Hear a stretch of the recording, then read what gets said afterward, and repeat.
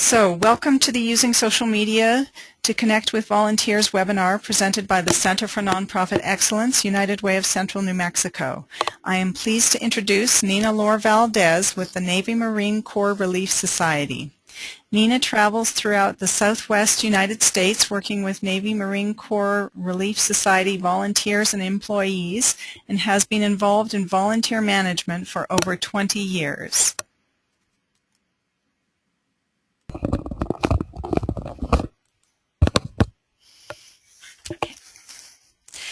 Welcome to today's seminar on using social media to connect with volunteers. I am Nina Lohr Valdez. I am a trainer with an international nonprofit that has predominantly an all-volunteer workforce and which provides financial assistance to sailors and Marines.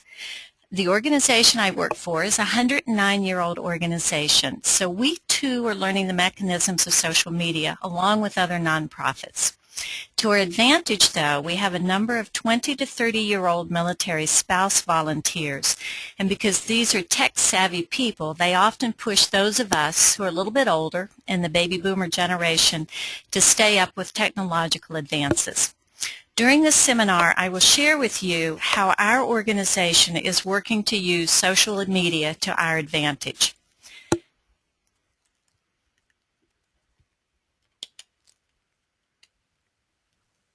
First of all, I want to talk about what is social media. And I really want you to focus on the word social because that is the primary word when we're talking about using social media. It is about people. It is about how people connect with each other in using technology. It is the sharing of information with larger numbers of people more rapidly and people who are not geographically co-located in ways that we have never ever been able to do before. It is also about media, which is information. Unlike in the past, information flow was pretty hierarchical. It was hierarchical, it was distributed through formal means such as newspapers and newsletters. However, in today's technology, information within social media is much less formal, much less structured, and it's much more transitional. It is here today and gone tomorrow. We all know that technology is changing the way that we communicate, and it's changing the way that we work. For those of you who are sitting and listening to this webinar right now, you're either sitting at home, you're sitting at your desk at work, or you may even be at a Starbucks or some other coffee shop. But as long as you have a device that's connected to the internet, you can send and receive information almost instantaneously. For those of us in volunteer management, we're aware that a number of our volunteers now have mobile devices. It's their smartphones, it's their tablets such as iPads, etc. And as a volunteer manager, if you send them a message via some social media form that they are connected to, they will receive that information instantaneously. So for those of us in volunteer management, the question becomes, how do we as volunteer managers take advantage and use this new world of social media that is dictated by technology? Well, first of all, let's do a survey and kind of find out where those of us who are attending the webinar, what is your comfort level with social media? You will see 4 questions or 4 statements in front of you. What I want you to do is I want you to click on the statement that you feel best represents your comfort level with social media.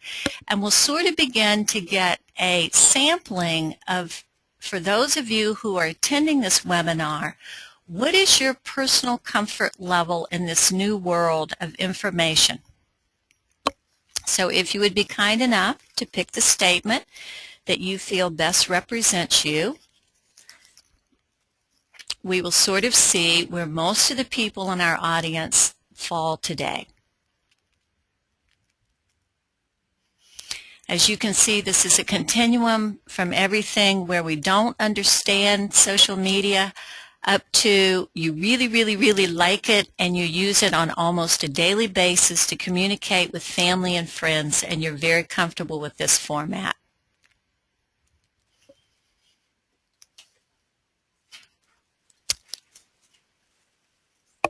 We may be having some technical difficulties here.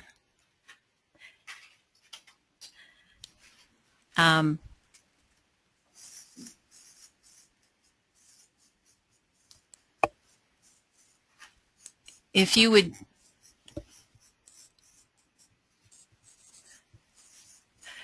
if you would go to chat to type in a number, that would be helpful. For some reason, we're having some technical difficulties with the click on part of this. So if you would go to chat to type in a number, then we may be able to get a result from this survey. As we all know, technology can be sort of a catch-22. When it works really well, we love it. When things don't work exactly the way that we want, it can be very frustrating.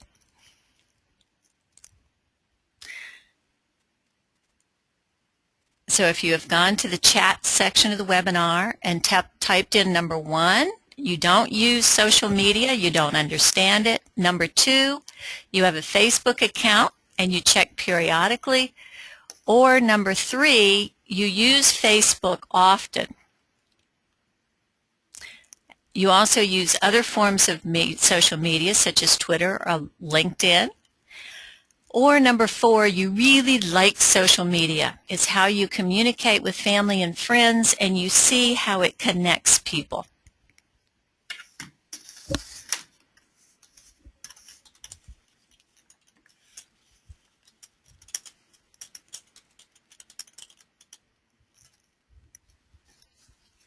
Okay. Have all of you figured out how to type in a number so that we can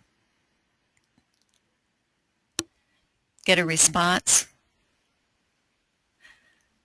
Okay.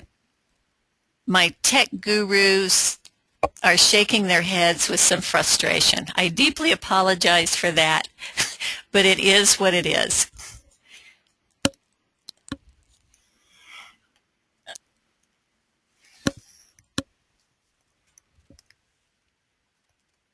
Okay, so we will move on to the next survey and see if that survey works. What I was guessing when I put up the first survey is, what is your comfort level with social media? My guess was that most of you in the audience probably have a Facebook page. You're probably aware of LinkedIn and Twitter and Pinterest and some of the other social media websites, which is where most of the people in our country who use computers and technology, that is where their comfort level is. If we could, you will see in front of you now 3 more questions, and what we kind of wanted to get was an idea of what is the comfort level of the organization that you work with concerning social media. How do the people, particularly the people in the management positions, view social media and the importance of using it within the organization with which you work? Does your organization not see the importance of social media? The people in management positions really don't care about it? Do they see it as important, but they're not willing to support it with funding and personnel? Or do the management within your organization see it as very important and you notice that they're willing to put both money and resources in order to make social media work for your organization? If you click on the number of the statement that you feel best represents your organization, we'll sort of get an overview as to where most of you who are attending this webinar, where most of you are associated with organizations that are either don't see the importance, they see it as important, but they aren't really sure what to do about it, and they haven't truly committed to it, or they see it as very important and they're willing to put both money and resources behind social media in order for it to be effective for their organization. Our poll results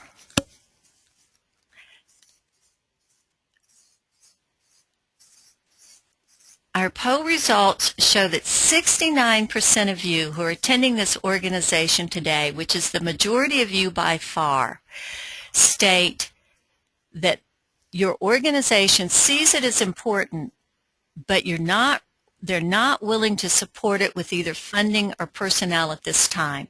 8% of you who are attending the webinar stated the organization doesn't see the importance of social media, and 23% said your organization sees it as very important and management is now willing to fund it with both money and personnel, and that's excellent to hear. My guess is that across America, particularly within the nonprofit world, number 2, 69%, which is where most of you are, is what represents where most organizations are, particularly nonprofits.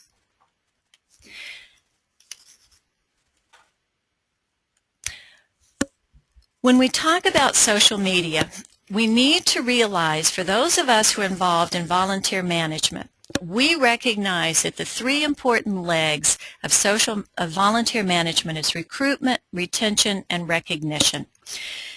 We now want to look at how some of the larger social media formats can support both recruitment, retention, and recognition in our volunteer management efforts. In volunteer recruitment, social media can provide you with an exposure to and engage a potential group of new volunteers who otherwise may never have heard about your organization, or maybe they wouldn't have ever considered volunteering for your organization before until they saw who you are and what you do in a social media format.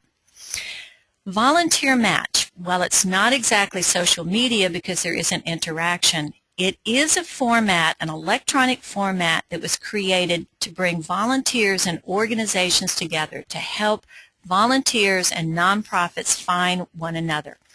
But what you have to realize that when you're using Volunteer Match is how you craft your message on Volunteer Match will determine your success in attracting new volunteers. If you go to the Volunteer Match website, which I did once, they had a webinar that would help you understand how to craft your message so that you could be successful in attracting new volunteers. Another website that I want to talk about, which really isn't a social media website, but that is Craigslist.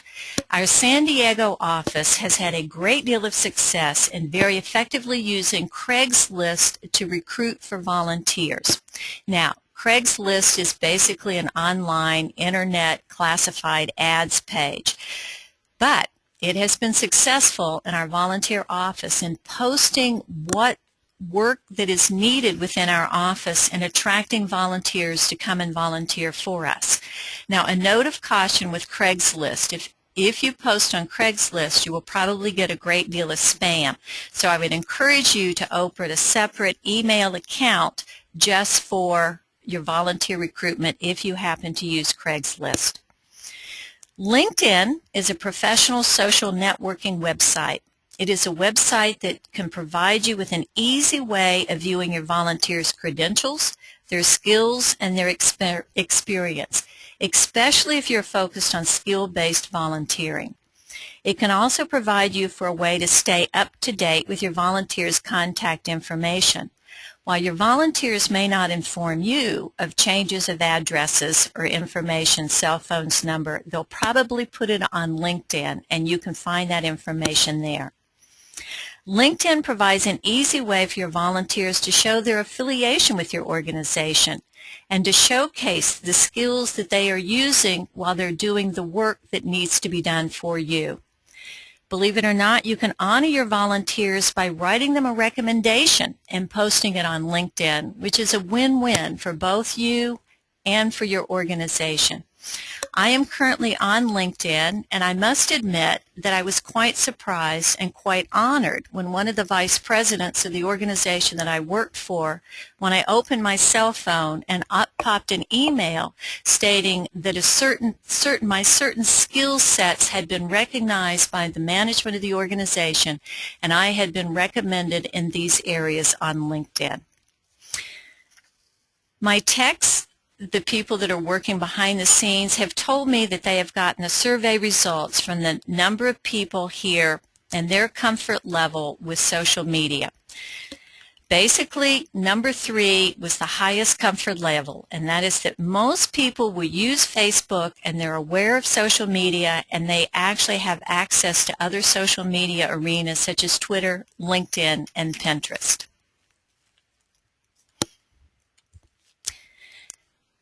Twitter is currently one of the fastest growing social media sites.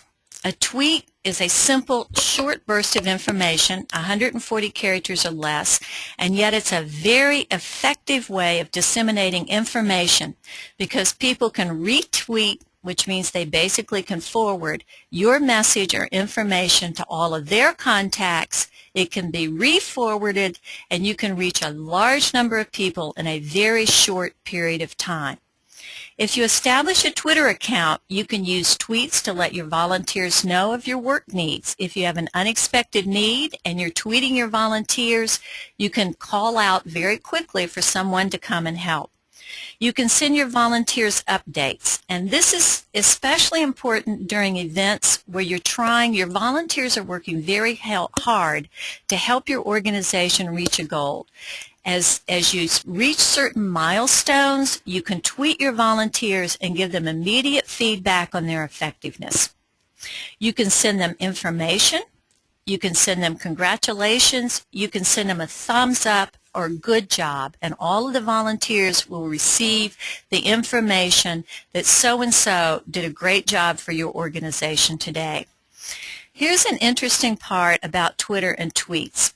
If you're trying to organize and support a large group of volunteers during a large event, you can send tweets to the entire group of volunteers and provide them with directions. You can send a tweet and ask people where they are. They can text you back so that you know where your volunteers are located. You can send a tweet to request that certain individuals move to a new location, and all of the volunteers or the worker of that event will know that Joe and Mary is going to leave ABC and go to XYZ location, and everyone will know what everyone in that event is doing. To send a mass text message to your volunteers, you have to establish a Twitter account, and your volunteers have to be signed up to get those tweets, so that when you send that tweet to that account, everyone who is signed up will get that information. But it can be used an effective method to help coordinate large groups of workers. We have a director in our Fort Worth office who has a high school child who plays in the band, a typical parent. The band leader at the beginning of the band season had all of the high school parents sign up for the band's Twitter account. The band leader now tweets all of the parents the information that he wants them to have. I asked this director how she liked it, and she said she loves it. Not only does the information come instantaneously to her cell phone, she doesn't have to go into an email site and search for an email of information. It comes very timely, it's very quick, it's very concise, and not only that, but she said as a parent, she no longer sits down to dinner with her daughter, and her daughter says to her, "Oh, by the way, Mom, tomorrow morning I need something for the band." So it has helped prepare her. It has helped get rid of those parental last-minute scrambles, and she feels as though she can now support the band to a much greater degree. YouTube, we've probably all seen a YouTube. I doubt that there's anyone attending this webinar who's not seen a YouTube.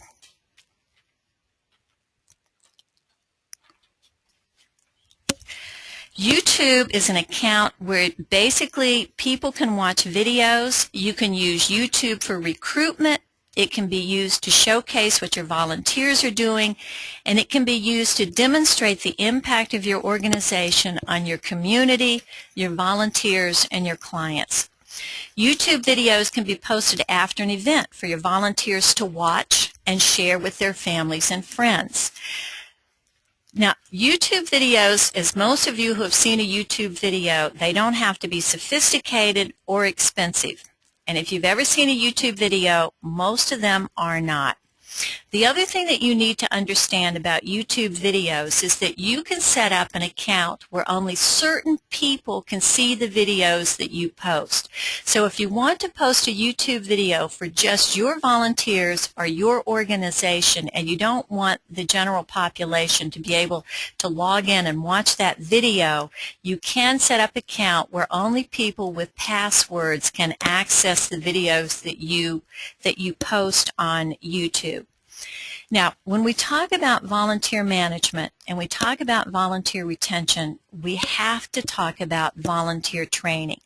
Training is essential to have an effective volunteer workforce, a knowledgeable, professional volunteer workforce that is doing a good job in taking care of your clients and representing your organization. YouTube videos are becoming more and more incorporated within training, called blended training. And you can do a YouTube video that shows a volunteer how to do something if there is no one in the office to provide on-the-job training for that volunteer.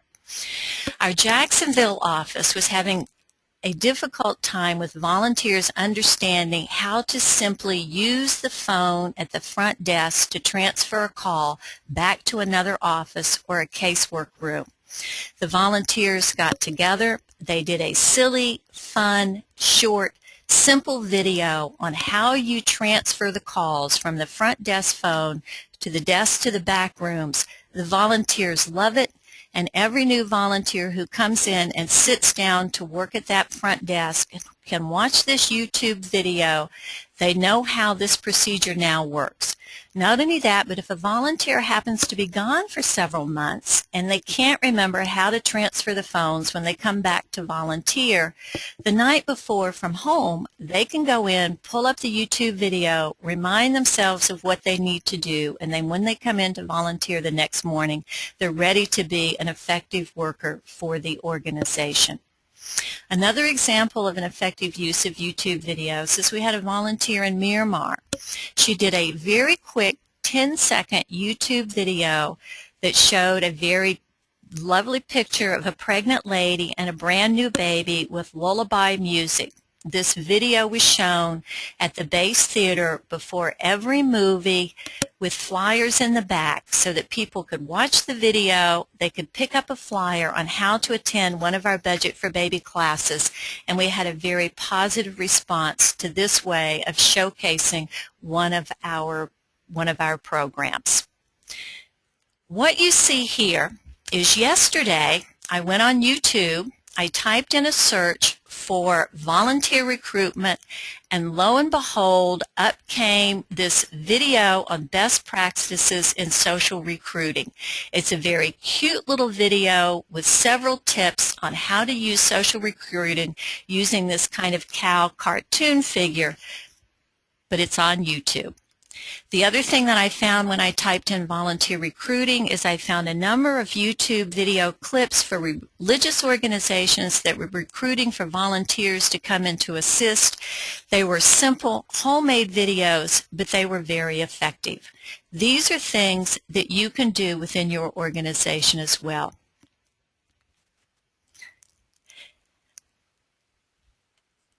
What you're seeing here is what we call a Pinterest website. Pinterest is a website that's kind of like a bulletin board. You create your bulletin board, and anything that you find that interests you, either on the internet or if you have pictures in your home files or a recipe that's typed on your computer, you can pin it to your bulletin board. Others can see your bulletin board, and if they like something that you have pinned, they can repin it to their bulletin boards, and all of their friends and family can see that information as well.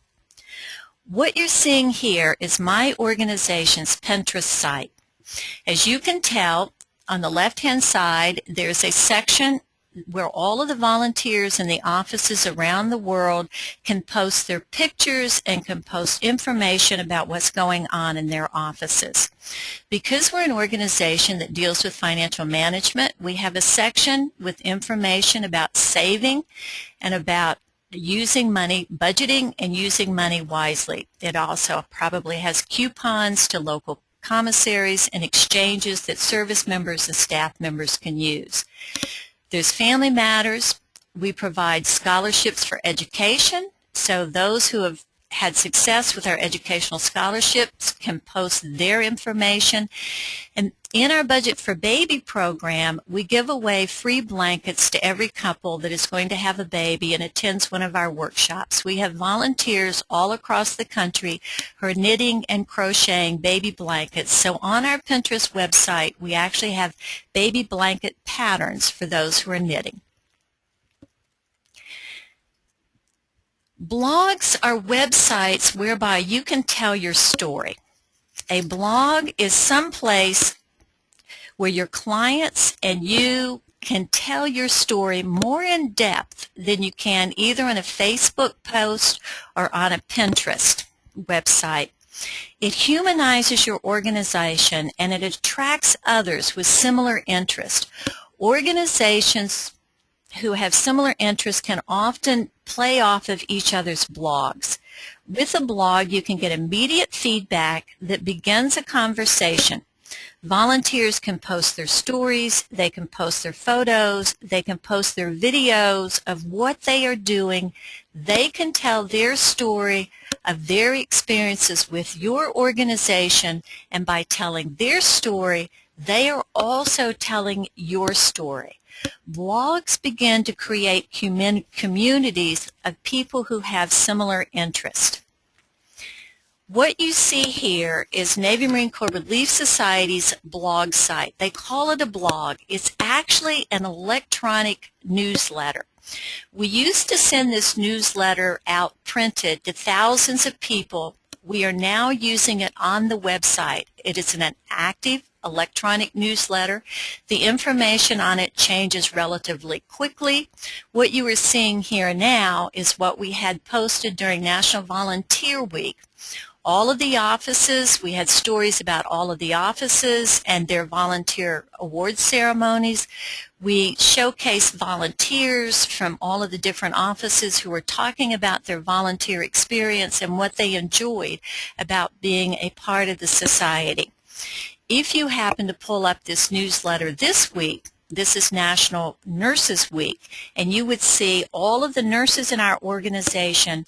You would hear them tell their stories about how they are working with new moms and babies, and you would also hear the stories about the nurses who are working with our wounded service members who have been injured while on the battlefield.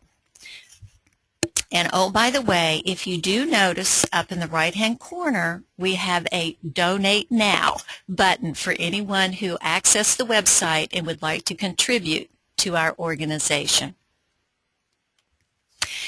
I have left Facebook as the last social media arena that I want to talk about because most of us, this is the social media arena that most of us are the most familiar with. Facebook has over 1 million users worldwide. If you create a Facebook for your group or organization, almost anyone can access it. And within that page, but what I want you to understand is within your public Facebook page for your organization, you can also create a private page or a private group page where only your staff and your volunteers can post information and share it. The 29 Palms office has young volunteers, and they use their group Facebook page the most effectively of all of my organization. These young volunteers are creating posts, they're sharing coupons, they're sharing information about what's going on.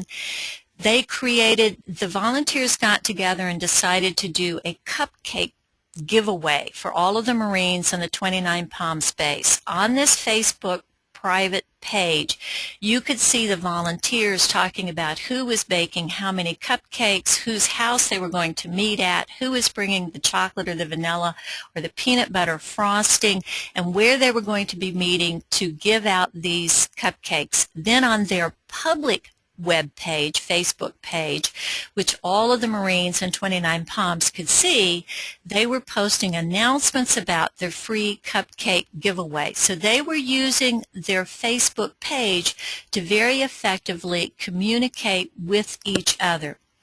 Facebook also allows you to tell your organization's story. It allows you to link to other organizations similar to yours and to provide immediate feedback to your volunteers after an event. You can post pictures, you can post videos on Facebook, and then your volunteers can share those with family and friends. If someone likes your Facebook post, then that information is sent to that person's Facebook page, and everyone who's connected with their Facebook page can see that they like you, and thus the information can spread quite quickly. What you are seeing here is if you become a manager on a Facebook page, Facebook will provide you with feedback as to how many people are accessing and using your page and how many people you have reached through your Facebook page. This was one day last week for the San Diego office. There were no new likes that day. However, there were 136 people talking about it, and they had reached a total of 3,272 people that week. Now, one of the interesting things about the San Diego Facebook page is the fact that the volunteer who is posting on this Facebook page and is keeping it up to date is actually living in Sigonella, Italy. Primal Media. I attended a webinar on social rules for nonprofits with Primal Media, and I felt they had 5 really good rules for social media that I would like to share with you now. And the first rule is you have to listen. Social media is not about you. It's about people's relationships with you. So oftentimes when you're using social media, you have to listen before you speak. What is it that people are interested in that you can respond to that will relate to them? With social media, you have to get involved. Social media is about conversations, and it's about building relationships. And with anything in life, in order to be successful at it, it will take some work and it will take some effort. Just because you build a website or you create a Twitter account where people can follow you doesn't necessarily mean that people will go there. You have to create information, you have to create excitement, you have to engage people in your organization through your social media site. You don't just talk about yourself, you ask questions, you engage, and you link with people. And according to this, you need to be inspiring. When you're posting on your social media website, you want to look at what is it that it's attracting people, and what is it that people are ignoring? And what it is that it's attracting people is what you continue promoting and building on. With social media, it's not hierarchical and it isn't defined. You have to be able to give up control. You can't control the conversations. If you want people to spread your message, believe it or not, you're going to have to trust them. You're going to have to get the dialogues and the conversations started. Then you're going to have to listen. You're going to have to engage. You're going to have to inspire, and you're going to have to let go. Now, one of the things that Twitter and Facebook and other social media arenas are beginning to learn about is the fact that social media is really fairly self-regulating. You do have to have a manager.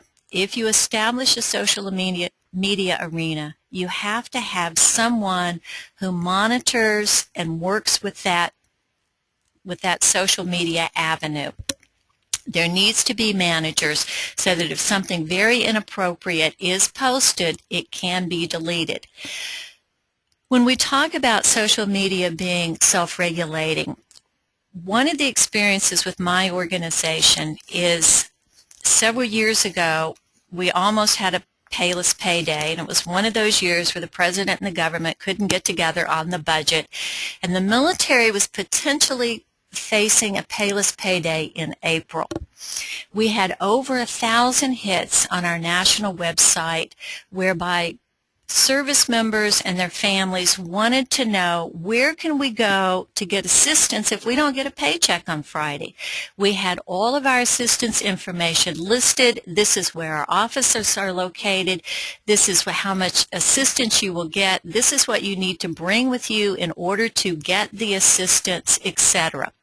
We had service members and spouses talking about our organization, and in the middle of all of that, we had someone who wasn't particularly happy about our organization about something and posted something negative. What was amazing is before our manager even realized it, other service members and spouses had already refuted that negative information, and the information post had continued to go forward. So we did find it self-regulating in that instance. The other thing that you need to remember about social media is that you have to be honest. You can't spin the truth. You have to be open, honest, and authentic in everything that you do and that you say. I would encourage you when you're posting on your social media website to always use language that is positive, that is supportive, and that really doesn't fall into the negative sort of arena. You want your social media messages to show your organization in a positive, hopeful arena. And so when you're posting, look at your wording, look at your phraseology, read it back, and sort of think about how it could be interpreted. And is it really putting a good light on your organization? And number 5, when you're using social media, think long term. Don't expect immediate, easy, measurable results. Social media, when you're using social media, you're building trust and you're making connections with people. And the more they trust you, the more they like what they're hearing about you and what they're seeing about you, the more they will connect with you and share your organization and your organization's volunteer opportunities with other people. If you sort of want a thumbnail as to how often you need to be engaged in social media, for Facebook, you need to be posting about 2 to 3 times per week. What you have to remember is social media cannot be stagnant. If there's no activity on your social media website, then people won't go to your social media website. So it has to be active arenas. With Twitter, you should probably send out a tweet daily. And with blogs, you should probably be putting information on your blog at least weekly. Now, what I would like to leave you with today are simply some resources that I have found that have assisted me in understanding how to more effectively use social media. HubSpot.com actually will provide, you can download a free PDF on Facebook for Nonprofits. It is a commercial site whereby people will help you figure out how to make Facebook effective for your organization. Idealware, Venturnier.com are also commercial websites, but these websites offer free webinars whereby you can pick up information about social media. eHow.com is a great website. You can go in, you can find out how to set up a Twitter account for beginners, how to set up a Facebook page, how to create a public profile on LinkedIn. Anything that you want to do on a social media website, eHow.com will provide you with information on how to do that. There's also TechSoup, Social Fish, and if you're interested in starting a blog and you want to do it free, which is what most nonprofits do, you can go to bestwebsitehosting.com and read about the different blog sites and figure out which one might be best for you. The other thing with social media is you have to have guidelines and policies put in place.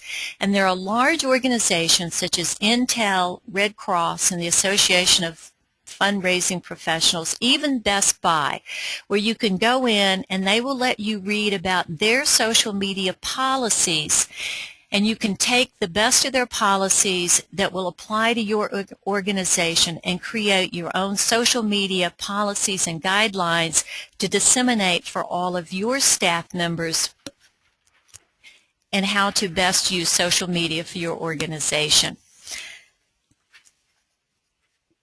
I want to let you know that New Mexico Volunteer Connection is a local platform for posting and finding volunteer opportunities in New Mexico, and the website is nmvolunteers.org, and that website comes through the United Way Center for Nonprofit Excellence.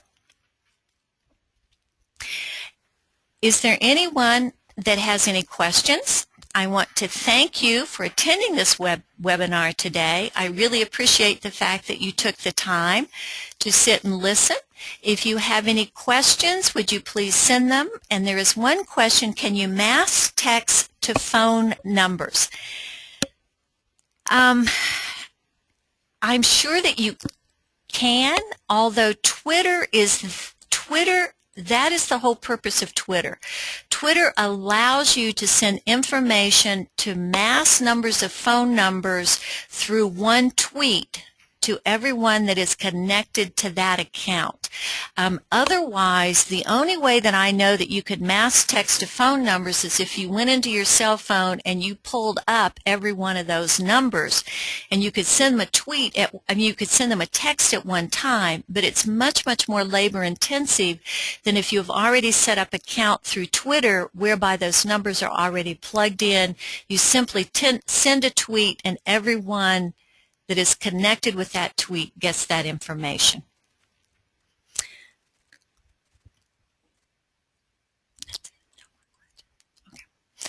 As far as I know, there's no more questions. Once again, I really want to thank you for taking the time to connect to this webinar, to listen to this information, and I want to wish each and every one of you all of the best with your social media connection to your volunteers and in representing your organizations. Thank you.